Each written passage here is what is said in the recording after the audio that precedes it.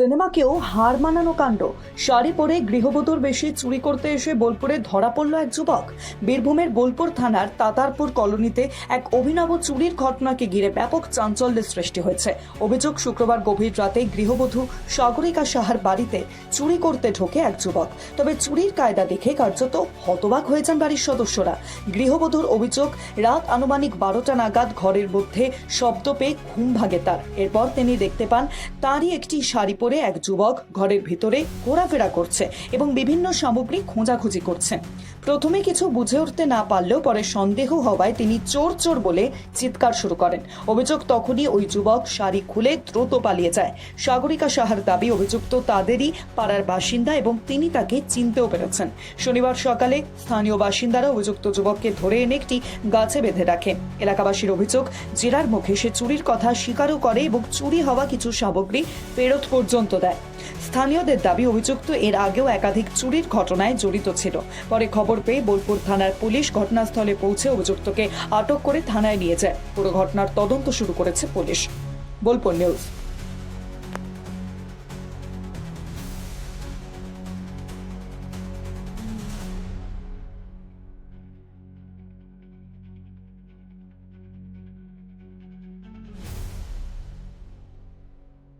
কি হয়েছিল বলুন? আমাদের ঘরে 12টার সময় ঢুকেছিল প্রথমে। হ্যাঁ, রাত 12টা। তারপরে হচ্ছে কি, প্রথমে আমার শাশুড়ি ঘরে ঢুকছিল, তারপরে আমার শাড়ি পরে তারপরে আমরা যেই ঘরে শুয়ে আছি সেই ঘরে ঢুকেছে। সেই ঘরে ঢোকার পরে আলমারিতে হাত দিয়ে হচ্ছে কি মোবাইল চুরি করছে, পার্স চুরি করছে, সোনার কানের চুরি করছে, হেডফোন চুরি করছে, পাওয়ার ব্যাংক চুরি করছে, সব কিছু চুরি করে নিয়ে তারপরে যেই আমরা দেখে নিয়েছি একটা ফোন চুরি করছে, আর একটা ফোন চুরি করতে যাবে। তারপরে হচ্ছে কি চোর করতে তারপরে হচ্ছে কি শাড়িটা খুলে পালিয়ে গেল। তারপর আমরা মুখ দেখে নিয়েছি পুরো। আপনার এখানেই বাড়ি? হ্যাঁ, এখানে তাতারপুর কলোনিতে। নাম কি? আমার নাম সাগরিকা সাহা। এর আগে কোনোদিন দেখেছেন একা চুরি করতে? না, সেটা দেখিনি, কিন্তু চুরি করে সবাই বলেছে পাড়ার। এটা চেনেন আপনি? চেনেন? হ্যাঁ, পাড়াতেই বাড়ি, আমাদের পাশেই বাড়ি। কি নাম? কি নাম তোমার? কি নাম? কি নাম? কোথায় বাড়ি? কার বাড়ি ঢুকেছিলে চুরি করতে?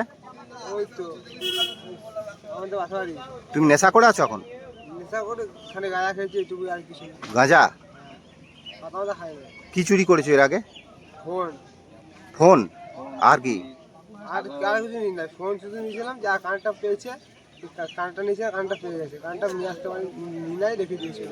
কতদিন থেকে করছো চুরি? কালকে না, আর আগে কোথায়? আগে আর তোমার মন্দিরে করছিল একবার, বাস ওইটাই। ধরা পড়ো নাই কোনোদিন? এই প্রথম ধরা পড়লে? ধরা পড়েছে, আগে ধরা পড়ছি না। আর একে যেইখানে দেখতে হবে লোকে মারবে, যেইখানে লোকে দেখে পাড়ার লোক পিটি পিটি তারা আমরা মারবে, এই পাড়াই যাবে। থাকবো না, চলে যাবো বাইরে কাজে।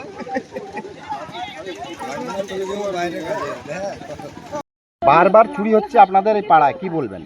বারবার চুরি হচ্ছে, এই কজনে মিলেই করছে। বা রাতে ঘোরাঘুরি করেছে, কাল রাতে যেমন ঘোরাঘুরি করেছে, ওদেরকে দেখেছে সবাই। আর যার ঘরে চুরি হয়েছে সে প্যারালিসিস হয়ে পড়ে আছে, তার সংসারই চলে না, সেই রকম একজন ব্যক্তির ঘরে সে চুরি করতে ঢুকেছে। ভেবেছে যে ছাদ বেয়ে ঢুকেছে, ভেবেছে যে ও তো দেখলেও কিছু বলতে পারবে না, উঠতে পারবে না, সেইভাবে ও চুরি করতে ঢুকেছিল। পুলিশে জানিয়েছেন? হ্যাঁ, পুলিশকে জানানো হয়েছে। পুলিশকে রাতেই জানানো হয়েছিল, বলেই দিয়েছিল যে আগে ধরতে পারলে ওকে মারা হবে, তারপর আমরা পুলিশের হাতে দেবো। কারণ বারবারে পাড়ার অত্যাচারে, ওদের অত্যাচারে পাড়ার লোক থাকতে পারছে না, ঘর ফাঁকা থাকলেই চুরি করছে। আপনার নাম? আমার নাম বিনা ওঝা।